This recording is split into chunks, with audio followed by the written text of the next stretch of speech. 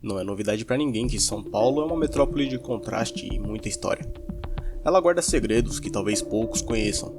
Por trás de muitos eventos históricos, edifícios emblemáticos e decisões políticas, existe uma influência discreta, mas poderosa, a da maçonaria.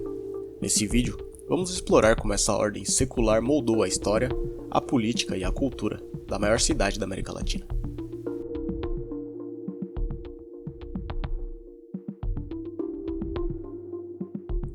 A maçonaria surge na França no século XVIII, como uma organização de ideais iluministas e progressistas.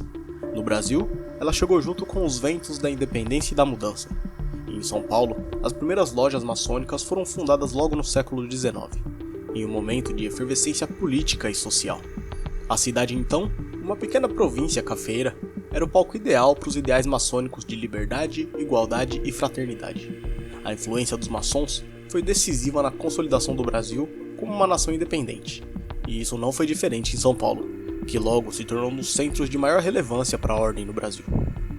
Os maçons estiveram presentes em alguns dos momentos mais importantes da história paulista.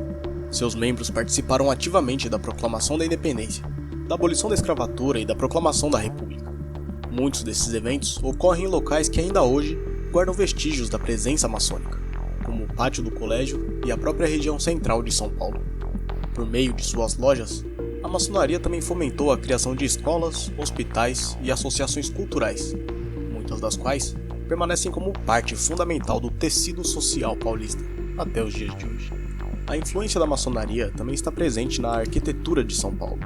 Prédios e monumentos espalhados pela cidade carregam símbolos maçônicos, como o compasso e o esquadro, que representam a busca pela perfeição e a harmonia entre os opostos. Exemplos incluem o edifício da loja maçônica Grande Oriente Paulista e outros imóveis no centro histórico de São Paulo. Esses detalhes passam despercebidos para a maioria das pessoas, mas para quem já revelou os véus do conhecimento, eles contam uma história rica e cheia de significados ocultos. Acontece que, como sempre na política e na economia, a maçonaria teve papel fundamental. Muitos políticos, industriais e banqueiros paulistanos eram maçons, o que garantiu à ordem uma rede de influência que atravessou algumas gerações. Essa presença ajudou a moldar políticas urbanísticas e a financiar projetos essenciais para o crescimento da cidade. Essa conexão entre a maçonaria e o poder econômico de São Paulo é visível até hoje, com a presença de maçons em cargos de liderança em diversas áreas.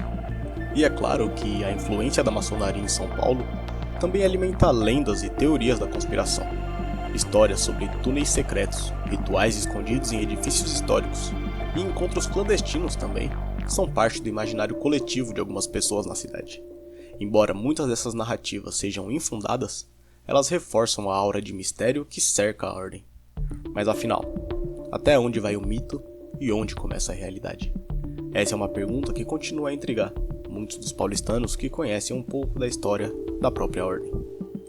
No século XXI, a maçonaria segue ativa em São Paulo. Embora de forma mais discreta, suas lojas continuam a promover projetos filantrópicos e educacionais, contribuindo para a sociedade de maneira muitas vezes invisível ao público. A ordem permanece fiel aos seus princípios de aperfeiçoamento pessoal e coletivo, adaptando-se às demandas de um mundo moderno, sem abrir mão de seus mistérios e tradições. No final das contas, a maçonaria deixou marcas profundas aqui em São Paulo, influenciando desde a arquitetura até os rumos da política e da cultura. Mesmo no anonimato, sua presença pode ser sentida em cada canto da cidade. Esse foi um olhar sobre um dos capítulos mais enigmáticos da história paulistana. Obrigado por nos acompanhar nessa jornada.